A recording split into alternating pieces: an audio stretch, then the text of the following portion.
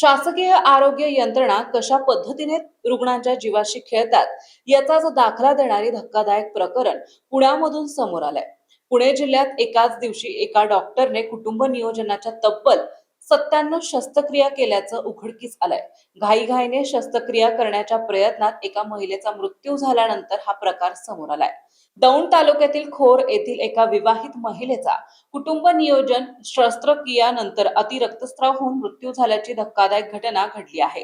रंजना बाबू केसकर असं मृत्यू झालेल्या 22 वर्षीय महिलेचं नाव आहे। या घटनेने आरोग्य यंत्रणेच्या कामकाजावर गंभीर प्रश्नचिन्ह निर्माण झालंय। रंजना केसकर यांची कुटुंब नियोजन शस्त्रक्रिया केडगाव प्राथमिक आरोग्य केंद्रात झाली। शस्त्रक्रियेनंतर पोटात रक्तस्राव होत राहिल्याने केसकर यांचा मृत्यू झाला। अतिघाईमुळे ही दुर्घटना घडली अशी प्राथमिक माहिती आहे। घाईघाईमध्ये अनावश्यक नस कापली गेली, तो रक्तस्राव बंद न करता ऑपरेशन बंद करण्यात आले, कारण पुढे शस्त्रक्रियेसाठी पुढच्या गावात जायचे होते। ओबीसी नेते लक्ष्मण हाके यांनी मृत महिलेच्या कुटुंबियाची भेट घेत सांत्वन केले।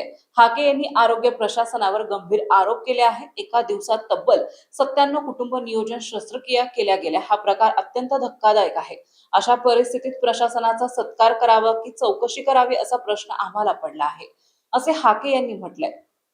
पुणे जिल्ह्यात 110 प्राथमिक आरोग्य केंद्रे आहेत, मात्र सर्जन मिळत नाहीत अशी तक्रार आहे। प्रशासनाने यातून मार्ग काढला पाहिजे।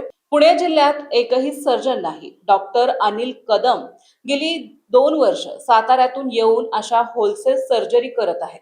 वास्तविक पाहता काहीही सुविधा नसणाऱ्या प्राथमिक आरोग्य केंद्रात अशा सर्जरी न करता त्या ग्रामीण रुग्णालयात केल्या पाहिजेत, असं या क्षेत्रातील तज्ञांचं मत आहे। पण सगळ्यांना टार्गेट पुरे करायचे असते, त्यामुळे आतला आवाज बाहेर येत नाही। खासगी दवाखान्यातला भरमसाठ खर्च गरिबांना झेपत नाही। सरकारी दवाखान्यावरील विश्वास टिकवून ठेवायचा असेल तर लोकप्रतिनिधी आणि प्रशासनाने याकडे लक्ष देणे गरजेचे आहे। महत्त्वाच्या बातम्या पाहण्यासाठी आजच आमच्या महाराष्ट्र लाईव्ह वर